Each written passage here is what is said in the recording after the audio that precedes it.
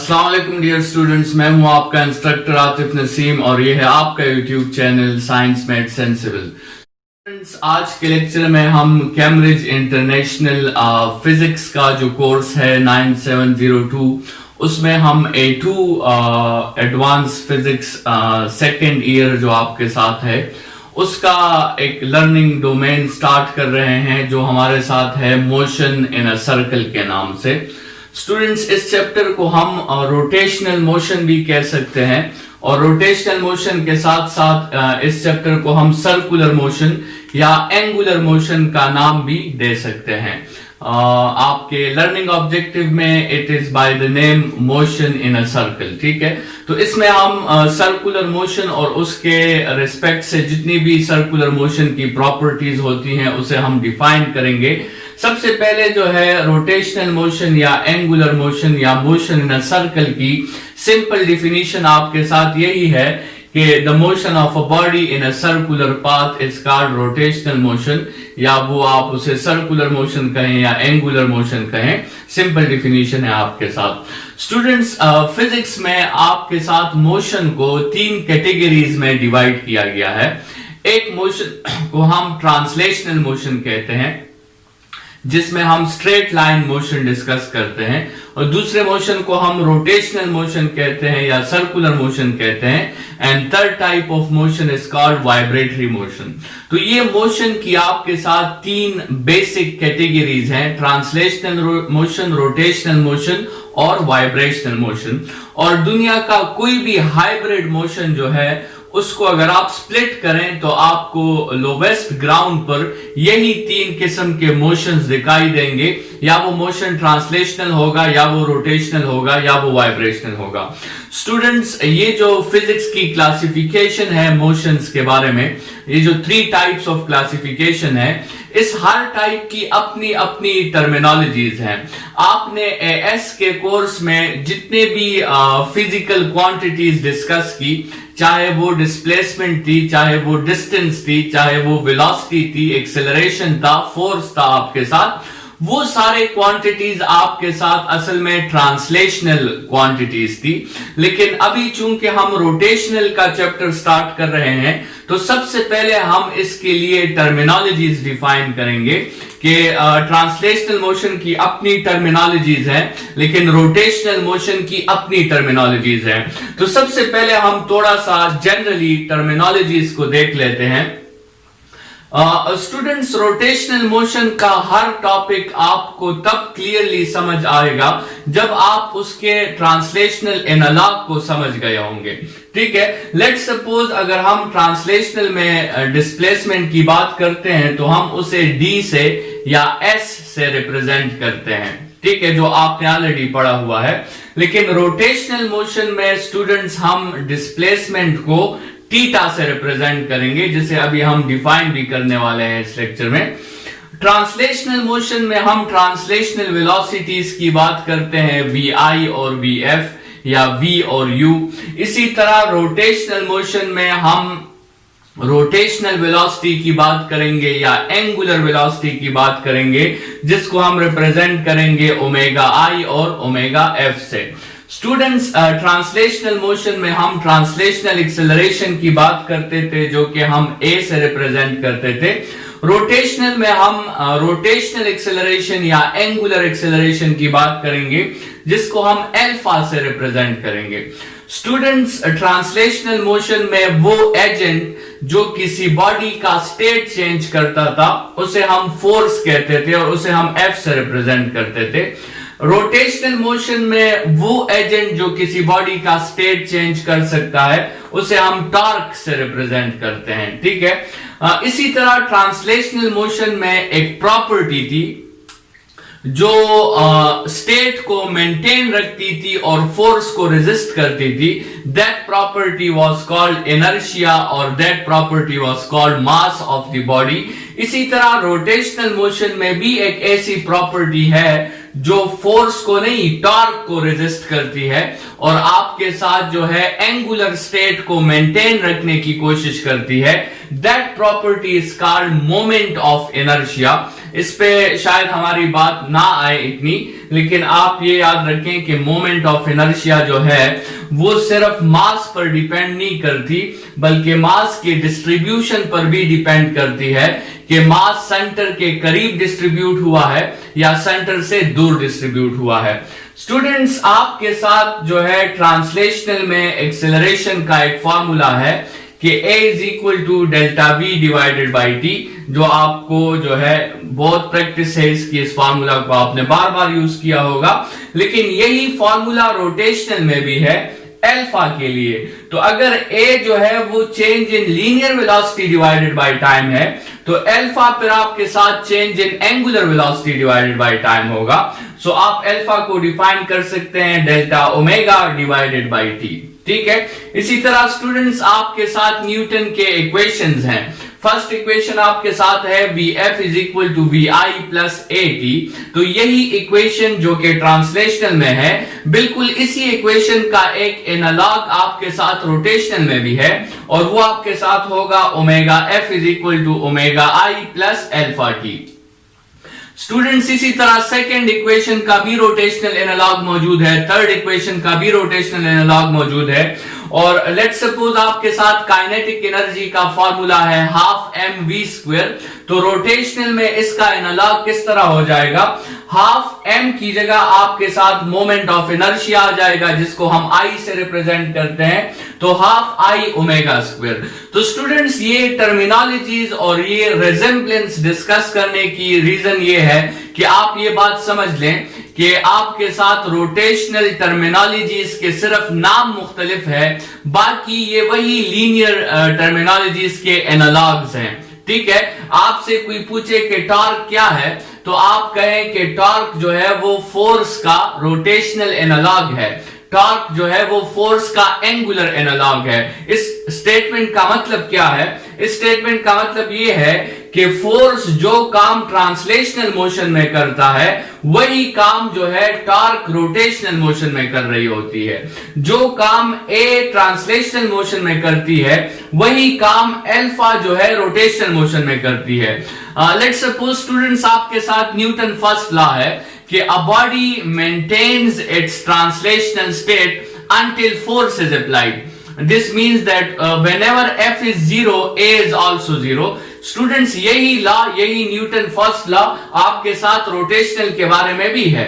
हम इस तरह कह सकते हैं कि a body will maintain its rotational state until torque is applied. इसका मतलब यह है कि if torque is 0, then alpha is also 0. तो स्टूडेंट्स, यहां से आपको जो है एक आइडिया देना था कि आपके साथ रोटेशनल टर्मिनोलॉजीज अगर आपने समझनी है, तो आपने उसके लीनियर एनालॉग्स को सबसे पहले समझना होगा, जो ऑलरेडी जो है एएस के कोर्स में और ओ लेवल्स के कोर्स में हमने ये लीनियर एनालॉग्स सारे डिस्कस किए हैं। तो मुझे लगता है कि रोटेशनल क्वांटिटीज को स्टार्ट करने से हमें कोई कंफ्यूजन नहीं होगी। जहां पर भी हमें कंफ्यूजन होगी, हम उसको लीनियर के साथ कंपेयर करके समझने की कोशिश करेंगे। तो स्टूडेंट्स, रोटेशनल मोशन के सबसे पहले टॉपिक को डिस्कस करते हैं, जो आपके साथ एंगुलर डिस्प्लेसमेंट है।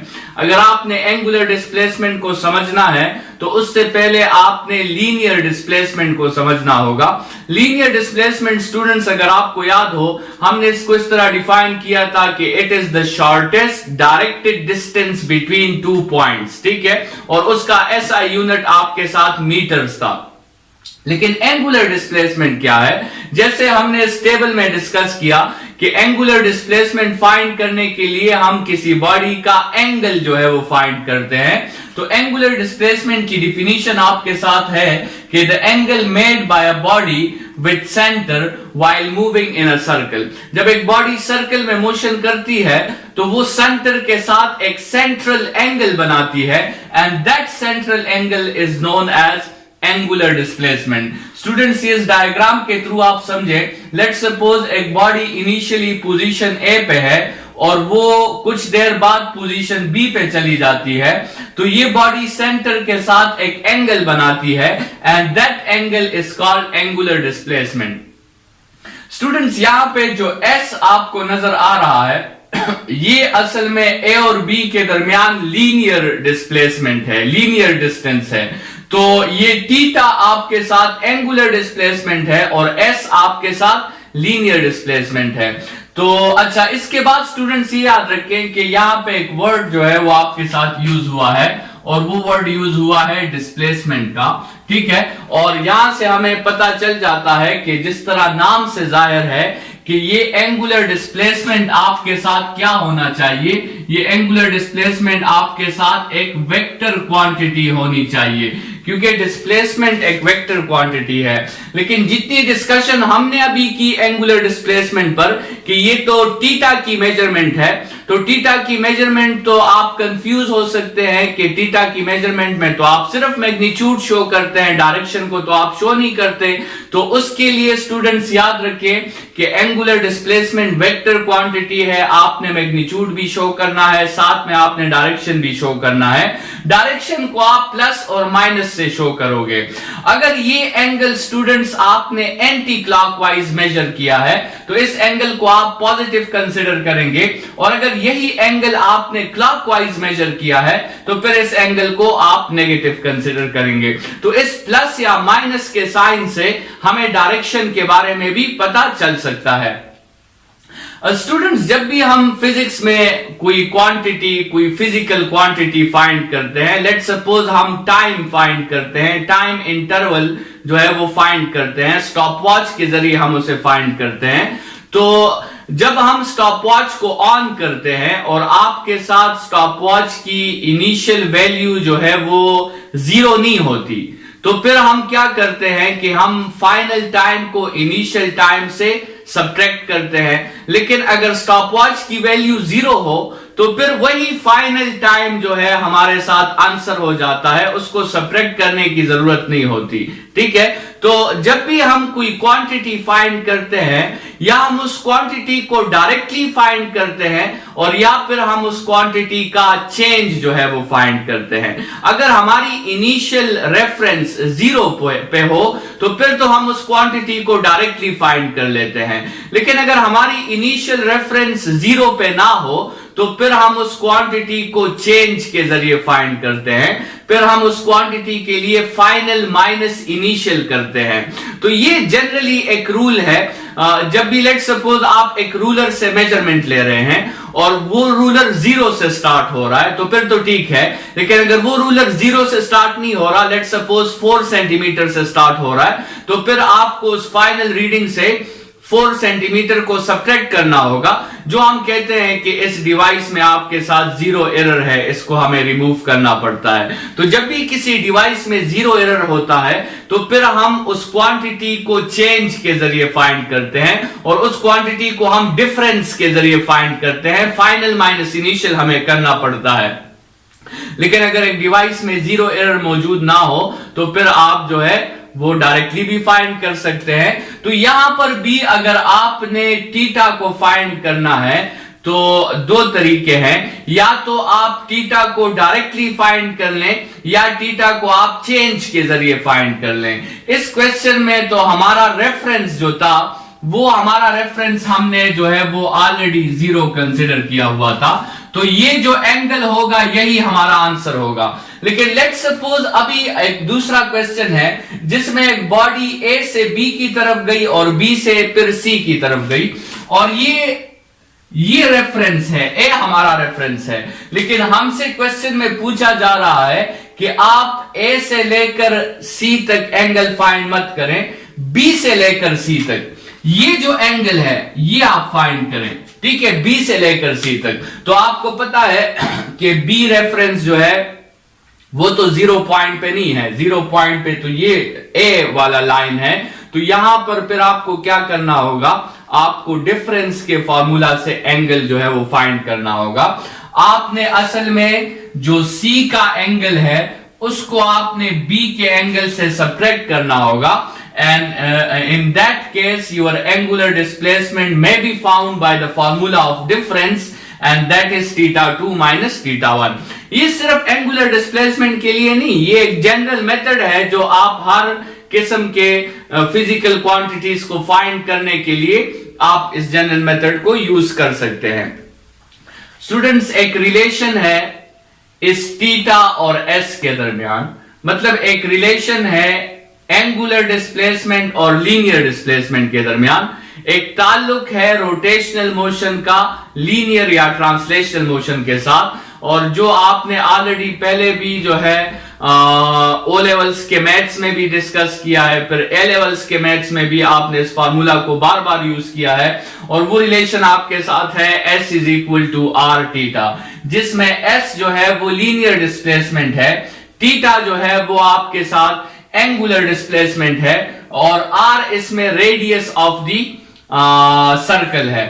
और इस फार्मूला को स्टूडेंट्स यूज करने के लिए एक कंडीशन याद रखें कि theta must be measured in radiance. अगर थीटा रेडियंस में हो तो आप इस फार्मूला को यूज कर सकते हैं, अदरवाइज आप इस फार्मूला को यूज नहीं कर सकते। स्टूडेंट्स, साथ में ये बात भी याद रखें कि ये फार्मूला आपके साथ एक स्पेशल केस है। एक्चुअली जो इसका जनरल फॉर्म है वो आपके साथ है S is equal to R cross theta. ये एक क्रॉस प्रोडक्ट है आपके साथ, ठीक है, और क्रॉस प्रोडक्ट में आपके साथ जो है रिजल्ट जो होता है वो दोनों क्वांटिटीज को परपेंडिकुलर होता है। यहां पर ये S जो आपको नजर आ रहा है ये R को भी परपेंडिकुलर होगा और थीटा को भी परपेंडिकुलर होगा। बहरहाल आपको इसकी जरूरत नहीं है, हमने सिर्फ ये फार्मूला याद रखना है S is equal to R theta. लेकिन इस फार्मूला की कंडीशन ये है आपके साथ कि the theta must be measured in radiance. तो स्टूडेंट जरा आते हैं और यूनिट्स ऑफ एंगुलर डिस्प्लेसमेंट पे बात करते हैं। आपके साथ एंगुलर डिस्प्लेसमेंट के 3 यूनिट्स हैं, रिवॉल्यूशंस, डिग्रीज और रेडियंस। लेकिन इसमें ये जो आपके साथ यूनिट है रेडियन का, this is called the SI unit for angular displacement. Physics में जब भी हम एंगुलर डिस्प्लेसमेंट को मेजर करते हैं तो अच्छी बात यह है कि हम उसे रेडियंस में मेजर करें। स्टूडेंट्स, रेडियन को किस तरह डिफाइन करेंगे? अगर हम इसी फॉर्मूला को थीटा के लिए सब्जेक्ट बना लें तो आपके साथ theta is equal to S by R आ जाएगा। और स्टूडेंट्स, हमें इससे 1 रिजल्ट चाहिए। चूंकि हम 1 रेडियन को डिफाइन करना चाहते हैं तो हमें इससे 1 रिजल्ट चाहिए। तो theta is equal to 1 radian सिर्फ एक ही पॉसिबिलिटी हो सकती है जब ये न्यूमरेटर और डिनोमिनेटर मैग्नीट्यूड में इक्वल हो, ताकि वो आपस में कैंसिल हो जाए। So theta would be 1 radian if and only if S is equal to R। मतलब आपके साथ जब एक बॉडी सर्कल कवर करती है और वो अपना जो आर्क का डिस्टेंस है उसको अपने रेडियस के इक्वल कवर करें, तो उस वक्त जो वो एंगल सस्टेन करेगी सेंटर के साथ, that angle would be equal to 1 radian. तो ये जो है आपके साथ इसका डायग्राम है, और लेट्स सपोज बॉडी ने जो S डिस्टेंस कवर किया है वो उसके रेडियस के इक्वल है। So then we can say that the angle sustained by the body, while this condition is satisfied, S is equal to R, then the angle sustained by the body is called 1 radian. Students, ये आपके साथ एक formula है जिससे आप इन तीनों units में conversion कर सकते हैं। ये फॉर्मूला हमेशा याद रखें, 2 पाई रेडियंस, 1 रिवोल्यूशन और 360 डिग्रीज, ठीक है। तो आप डिग्रीज को रिवोल्यूशंस में, रिवोल्यूशंस को रेडियंस में, रेडियंस को रिवोल्यूशंस में, रिवोल्यूशंस को डिग्रीज में, मुख्तलिफ किस्म की कन्वर्जन आप कर सकते हैं by this standard formula. Students, इस लेक्चर को यहीं पे खत्म करते हैं। नेक्स्ट लेक्चर में इसके मुताबिक और बातें डिस्कस करेंगे। फिलहाल के लिए इतना ही। Thank you students.